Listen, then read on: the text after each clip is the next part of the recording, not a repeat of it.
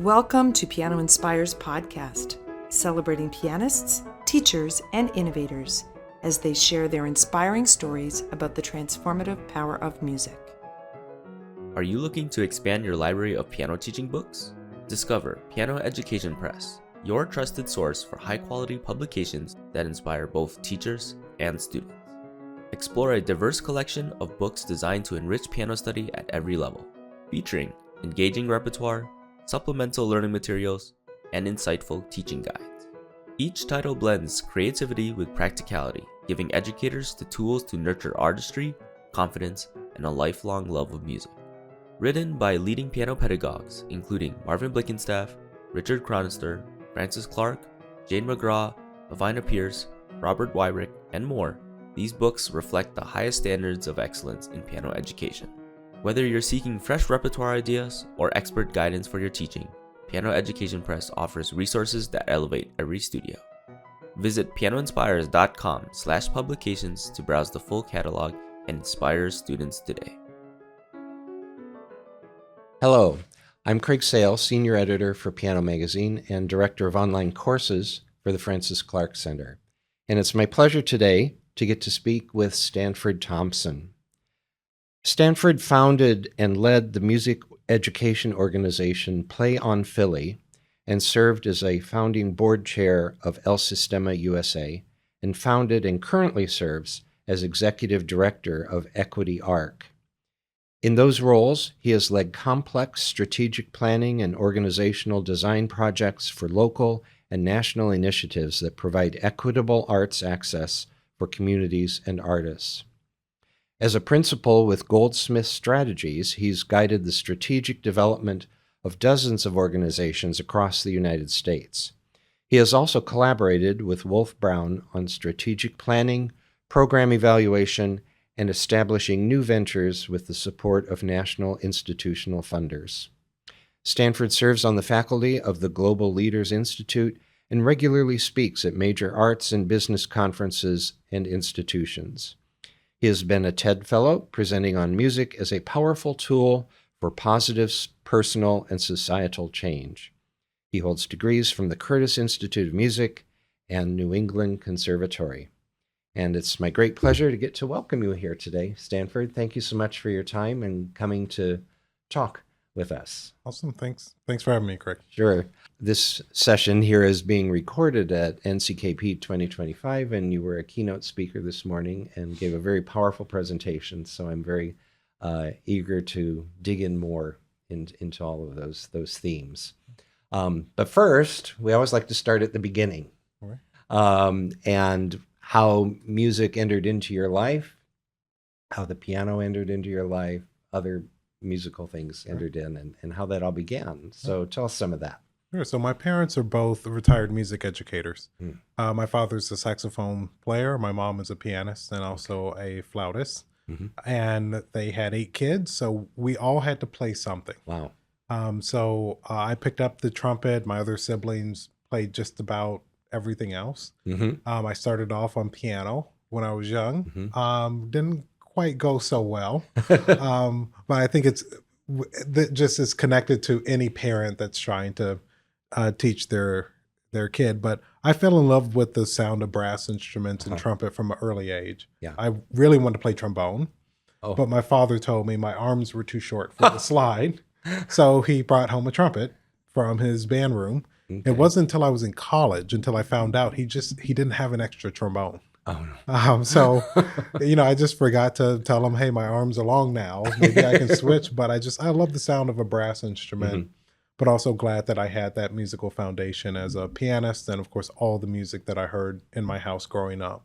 Yeah, must have been a lot of music with all of you making music. Oh, yeah, a ton of it. So your mother taught you piano for your piano experience. Mm-hmm. What kinds of was there music in the home other than the music you made yourselves? Oh, yeah. And what exposures were you given to music? Yeah, so my parents, they taught private lessons out of the house. So, the weekends, several evenings throughout the week, they would be full of other kids coming in. So my mom taught a lot of piano students. Mm-hmm. So yeah, I have heard just about everything. Some of it played really well. Right. So yeah, music was always in the house or in the car listening to NPR or WABE, the local station in Atlanta where I grew up. So music was just always playing or being played either by my siblings or myself. And then half of us, four of us, went into music professionally. I wondered. And the other half became normal people and in all sorts of fields. But we always say the jazz side of the family stayed in music. So I see. trumpet, drums, my little sister, saxophone, and also double bass. Oh my! Wow. And then we call it the boring side. You know, they played violin and viola and piano and cello. They all went on to do normal things. So, wow. So, who were your major inspirations as a child? You know, pre-college time, those formative years. so, I mean, the biggest one for me was Wynton Marsalis. You know, and to see what he was doing as an entrepreneur, building jazz at Lincoln Center, then being able to see him on the stage and pick up a trumpet and playing, of course, all the classical recordings he had done before. But when I was hearing him live, he was only focusing on playing jazz. And then he could get up and make the audience, you know, cry and laugh. And then with a lot of authority, talk about jazz and its evolution and why it's important to all of us. And I mean, that was a huge impression when I was probably 13 or 14 when I heard him and jazz at Lincoln Center in Atlanta for the first time. And that's when I told myself, like, I want to be part of this in many types of ways.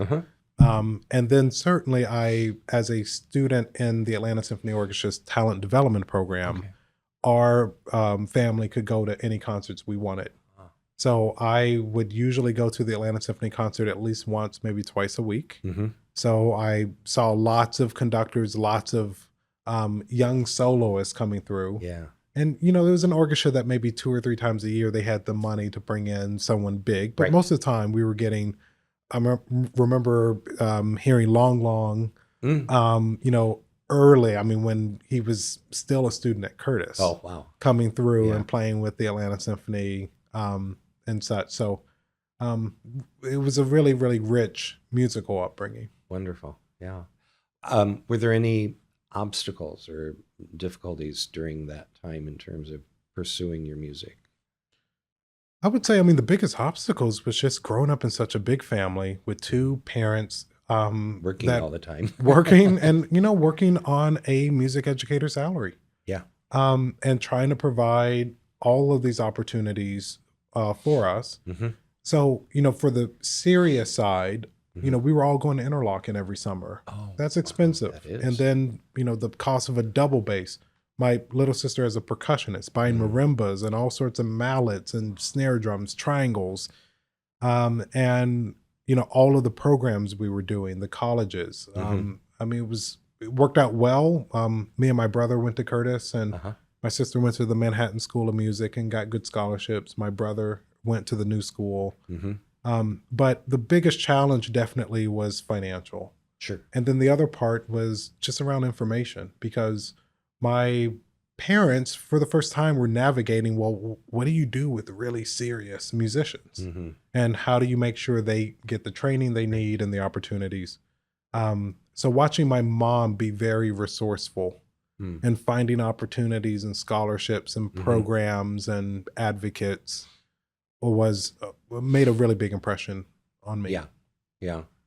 You then went to Curtis, is correct? And was that pretty traditional training that you received there, or was how did your path continue through that time? So yeah, I mean, Curtis provided traditional training, but there were a couple of people there. There was an entrepreneurship class I could take. There were faculty members that had a background with new music, you know, new music, contemporary music, period music. And as a trumpet player, to be able to learn how to play Baroque trumpet and all of that, and to also, you know, much newer contemporary repertoire was also important. And then Philadelphia being Philly and then close to New York, I also had this informal Right.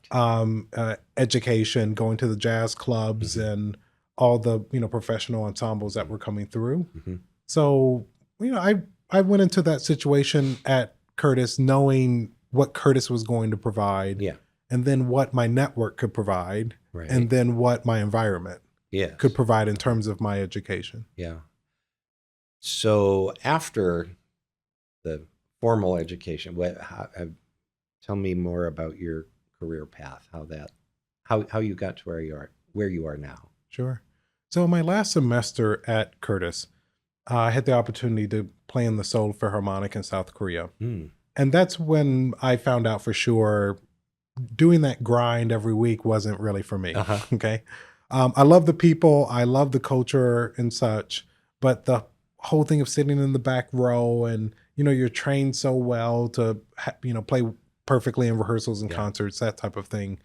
In a country I couldn't speak the language. And no matter how hard I tried, I really wasn't going to culturally fit in. Yeah. People were nice and friendly. It's just, that issue. So that happened. The other thing that happened is that the founder of El Sistema, the late Dr. Jose Antonio Abreu, won the TED Prize. And he gave a TED talk that I hope everybody will listen to, but that completely changed my life in terms of him articulating so clearly the power classical music can have on the lives of young people, especially those people that are often left out. So when I heard that, I knew for sure to not stay in Korea, to not pursue a traditional, master's in trumpet performance. And then for me to enroll in a new fellowship program that El Sistema created in partnership with the New England Conservatory. I see. So that was about a 6-month crash course in nonprofit management, and then about 2.5 months of time in Venezuela. Oh my. And going through that program kind of the year after I finished my undergraduate degree, it was just clear to me I should stay on this path. Yeah.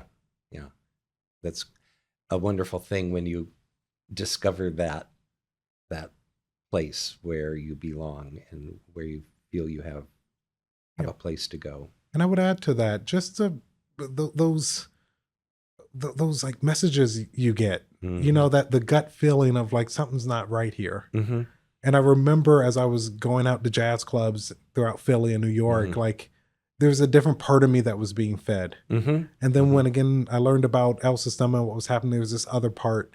So I just, I think it's a combination of not ignoring that gut feeling. Just keeping your eyes and your heart and horizons open. And see what you learn and what makes you happy. So tell us more about what it was about El Sistema that grabbed you and what it is about that, because clearly you've been on a trajectory since that time in that area. So this is where your passion is. Tell us more about what that. I think it was a combination of seeing the musicians there in Venezuela put on a stage and kind of dignified in a way for their contributions to classical music. And although the Simone Bolivar Orchestra is not perfect, the energy and I think the heart and how genuine they are about making classical music really come to life in their special way.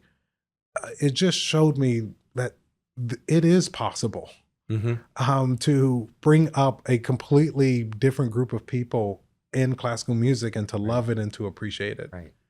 And that reminded me of the story my mom would tell me all the time of hearing Andre Watts make his debut with the Chicago Symphony when he was a little kid, but when she was a little girl. And that type of impression of just seeing someone like that just love the music so much. And when you see a performer like that on stage, you just know it. So the stage was full of 110 of these musicians in the Simone Bolivar that just absolutely love being there. And then to watch conductors like Simon Rattle and Claudio Abbado and Gustavo Dudamel take the stage with them and that energy, I wanted to be part of that type of work. And I assume also the idea that these lives that you're seeing, I mean, they're lives that have been transformed through their experience. And I think that's where that passion comes from. Yep. And transform in the way it transformed my life and my parents' life and my siblings and my dear friends. So to watch all that happen, that's really the magic there. And the music and all of that stuff, I mean, it's great icing on the cake. Right. So now tell us about Equity Arc, who you're the executive director of now. Just for our audience who aren't familiar with it, what the mission is, your role in it, and what you're trying to achieve. So first, I mean, for about 15 years, I mean, my work in the field of classical music was done through El Sistema inspired programs that provide access to populations that would otherwise receive it. And after about 13, 14 years of that work, I noticed, hey, some of these kids really want to do this professionally. That's really what gave birth to Equity Art, to help classical musicians of color advance into professional careers. And to do that in partnership with institutions across the country, with educators and mentors across the country, and to develop equitable programs that would help them make that next step in a holistic way to their professional stage, however they want to define it. I'm going to ask the question, what things generally stand in the way for those people? So that the things you're trying to combat. Sure. So I think the policies and the practices and the systems that we have in classical music don't always work for everyone. I think a lot of it you can unlock if you have money. Right. You can pay for great teachers from the age of 5 or 6, go to great summer camps, and such. You see where I'm going with that thread. Yeah. And then I think that there are the ways that we define excellence, the ways that we provide opportunities that also make it difficult. Right. So what happens when you only have one spot, but you really have 5 or 6 candidates in front of you, any of them that could do the job? And if the only thing that you're looking at is their audition and who plays the best, then a lot of times, sure, it can be easy to figure out who is the number one person. But to not look at factors of where these musicians come from, how will they contribute to the institution, to the community, to their colleagues, to not factor in a lot of those other pieces. That's, how I say that I think some of the policies perhaps could adjust to help kind of factor in, who are we advancing into these positions? And are there opportunities to include people that are underrepresented? So that looks like a lot of things. Right. Women in brass sections or percussion sections. It could be Asian brass players. It could be string players of color. Folks from different socioeconomic backgrounds, gender identities and such, and so forth. So I think that that's always been a focus of trying to figure out, again, how those policies and practices, how might we adjust them? The harder part are changing systems. Yes. And that the way we educate, even as early in pre-college programs, but in colleges, and the way that we go about providing professional opportunities, those types of systems are much harder to address and to change. Okay. So tell us some of the things that you're able to do then with Equity Art to work towards that.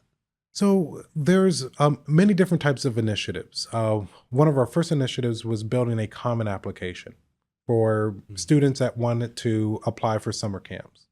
So instead of submitting multiple applications, paying multiple application fees, we decided to create one universal application.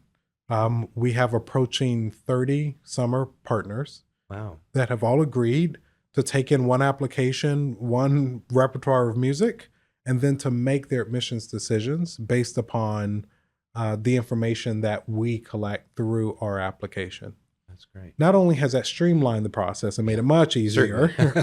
honestly, for any musician, Right. but we've also been able to identify over $1 million worth of scholarships that have gone to these students in the past 5 years. Mm-hmm.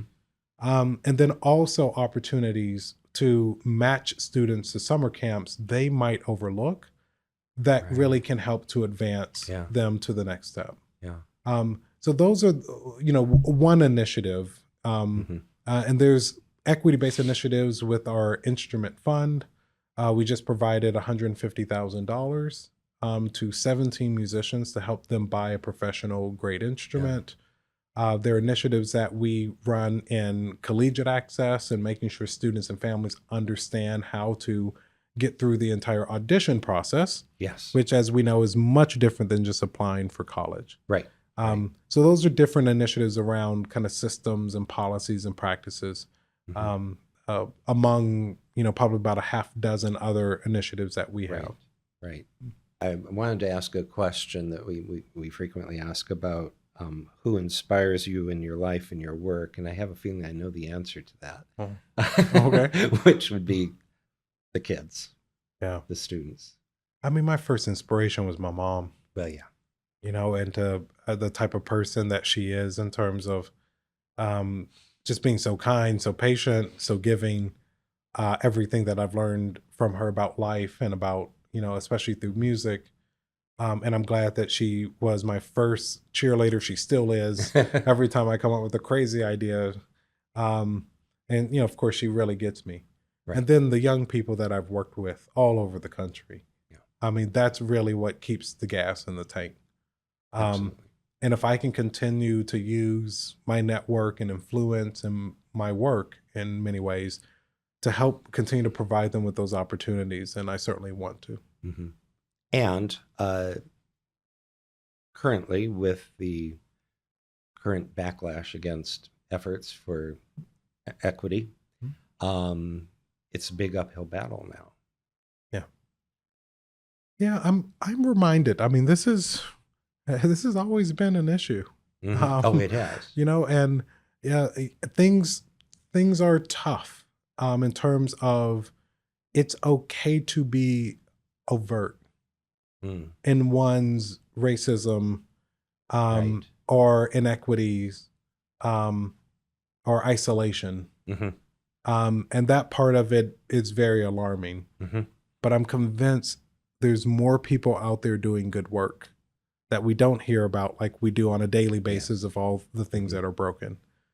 So I am, coming here to this conference. Mm-hmm. I mean, I'm meeting all of these people. They're coming to me telling me about all the equity initiatives that they're doing and all the diversity Right. work. And I'm like, yes, I mean, you have hundreds of people here, 800 or so. I think so. Yeah. And, and I'm sure easily half of these people that are here are involved in one way or another in these types of initiatives. So that also gives me a lot of hope, and to realize there is a lot of good going on in the world. Mm-hmm. Yeah. And it will continue. Yeah. It's just going to be a bit harder to do for a while. Yeah. Continuing on this path about your work, and this is a bit lofty, I suppose, but how do you see your work changing the world? Ooh. So I like to say the work won't change the world, but I do believe it will change the world of our young people and how they look at it, how they interact with it. Mm-hmm. And I believe that because it's exactly what happened to me. Yes. And I think fundamentally, one of the worst things is to find a young person who believes that the world has nothing to offer to them and they have nothing to offer to the world. Mm-hmm. And I've just seen time and time again where music helps these young people kind of bridge that gap, where they can realize that the world has something to give them. And I think learning repertoire from all over And those, musical voices, so important to understand what the world has to offer. Yeah. And then I think musicians finding their own voice and what moves them, what inspires them, and to put that out on the stage in a way, I think helps to show what they can offer to the world. Yeah. And I can't help but believe that will impact our futures collectively, but only if we keep doing the work. Oh, right. And I know after we had our situation with our Wind Symphony being canceled and the news segment that went up on 60 Minutes, I mean, we received thousands of notes from people, to that effect. And to me, it really showed that, yes, I mean, the impact we have, it can, there can be ripples all across the world. So, yeah, I love the idea of us touching the hearts of individual people. Will it bring about world peace? We can keep trying. We can keep trying. But hey, we're a world made up of people. That's right. And I think if hearts can change, then we can achieve that. Yeah. Actually, you spoke of the 60 Minutes piece, which those of us here at the conference saw this morning. Some for a second time, some was for a first time. And it's such a powerful piece that, I mean, the story itself is powerful and they put it together in a beautiful way. And I was wondering I know how people responded here to seeing it, but I wondered how that impacted your organization and perhaps more than that, if you have any sense of that. Well, first I will say the impact it had on me. I remember sitting on my couch watching the segment, and I just remember when it was over just sobbing, essentially. I mean, first of all, it had been a couple of really stressful, busy weeks leading up to it all. And then I would say that as we started, immediately hearing from people, the messages that came in, the emails, the social media messages, all the sharing and what people were writing, the amount of support that came in, roughly about a month after it aired, we had raised about $1.5 million. Wow, that's terrific. And we knew that with that type of support, we could really, you can do more work. Yeah. Yeah. So, that was really it was very, very touching. And to hear of the impact of the number of people that saw it, and especially in our field in music, that a lot of people saw it and shared it and such, and to have a little tiny organization, stand up. Yeah. That's and terrific. It's a great story. And there's a great message in that piece and that you spoke today about the importance of mentorship and for those people who then volunteered to step in and do the planned activity that got canceled and so forth. I thought that was moving too, to know that people are there and ready to participate. Yeah, and that meant a lot to us. Yeah, as well. We could not have done the project without the veteran musicians. Yeah, that was amazing.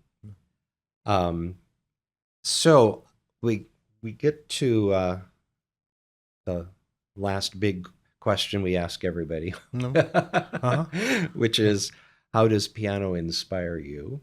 If you want to change piano to trumpet or music or whatever, but I'll let you take it whatever direction you want to go.